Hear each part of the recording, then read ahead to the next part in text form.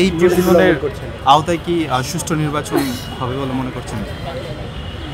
প্রশ্নটা আসলে খুব জটিল এবং একই সাথে যা যা ঘটছে তাতে আসলে মানে আশঙ্কা তো একেবারে উড়িয়ে দেওয়া যায় না।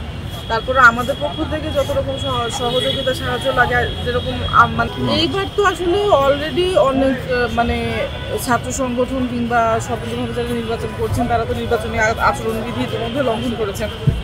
এবং ক্যাম্পাসের লেভেল প্লেইং ফিল্ডের কথা যদি আপনি বলেন, যে আসলে যেই সংগঠনের আসলে যেই রকম আর্থিক সক্ষমতা তারা আসলে তত বেশি আসলে নির্বাচনের প্রচারণে এগিয়ে আছেন। তো এটি কিন্তু আসলে লেভেল প্লেইং ফিল্ড বলে আমার মনে হচ্ছে না। এবং তার মধ্যে তারা যেভাবে একের পরে নির্বাচনী আচরণবিধি লঙ্ঘন করছেন, তো সব কিছু মিলিয়ে আসলে পরিবেশটা তো খুব একটা মানে সন্তোষজনক না। তার মানে আপনাকে বর্জন করার কোনো এরকম কোনো কিছু আছে কিনা? বর্জন করার কোনো কিছু আছে কিনা বা চিন্তাধারা কিছু? সেইটা আসলে মানে এখন আমরা তো চাই নির্বাচন হোক এবং আমরা এটাও চাই যে প্রশাসন আসলে তাদের সক্ষমতার মানে প্রমাণ দিক, কারণ তাদেরকে তো আসলে দায়িত্বে মানে রাখা হয়েছে যাতে তারা দায়িত্বটা সুষ্ঠুভাবে পালন করতে পারেন, পক্ষপাত না করে। তো আমাদের এটাই কামনা থাকবে যে প্রশাসন কোনো পক্ষপাত দুষ্ট আচরণ করবে না। একটু জানতে চাই যে এই প্রতিফলনের আওতায় কি সুষ্ঠু নির্বাচন হবে বলে মনে করছেন? প্রশ্নটা আসলে খুব জটিল এবং একই সাথে যা যা ঘটছে তাতে আসলে মানে আশঙ্কা তো একেবারে উড়িয়ে দেওয়া যায় না।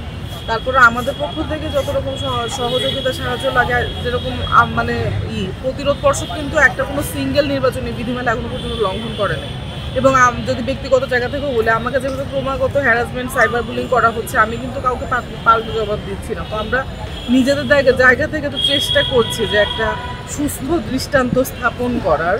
তো বাকিরা যদি উদ্বুদ্ধ হন সেটা তো মানে সবার জন্যই ভালো, কিন্তু সেটা যদি না হন তাহলে আসলে আমাদের যে পরিবেশটাই সেটাই আসলে নষ্ট হবে।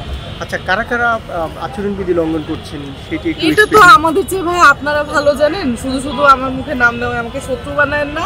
পালন করি এবং দেখা যায় যে নানান সময় নানান রকম পরিবেশের উপর যখন বিরূপ প্রভাব পড়ে এবং ওনারা যেভাবে নিজেদের জীবন দিয়ে আসলে একটা বিদ্যুৎ কেন্দ্র ঠেকিয়েছিলেন, এবং বাংলাদেশে তো আসলে মানুষের জীবনের, সাধারণ মানুষের জীবনের মূল্য কতটুকু আপনারা সবাই জানেন।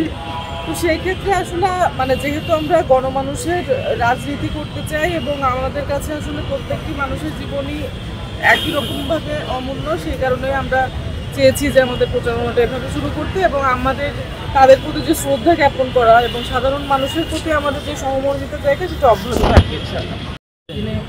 দিনাজপুরে কয়লা খনির একটা মানে উত্তোলন করার একটা মানে প্রক্রিয়ার মধ্যে দিয়ে যাওয়া হয়, তখন হচ্ছে সেখানে স্থানীয় মানুষেরা যে প্রতিরোধটি গড়ে তোলে এবং হচ্ছে শ্রমিক নেতারা যে প্রতিরোধটি গড়ে তোলে এবং তাদের ত্যাগের বিনিময়ে আসলে তো আটকানো যায়, কিন্তু আসলে তাদেরকে তো বাঁচানো যায় না, সেই প্রাণগুলোকে তো আমরা হারিয়ে ফেলি। তো তাদের প্রতি আসলে আমাদের শ্রদ্ধা জ্ঞাপন করে আমরা আমাদের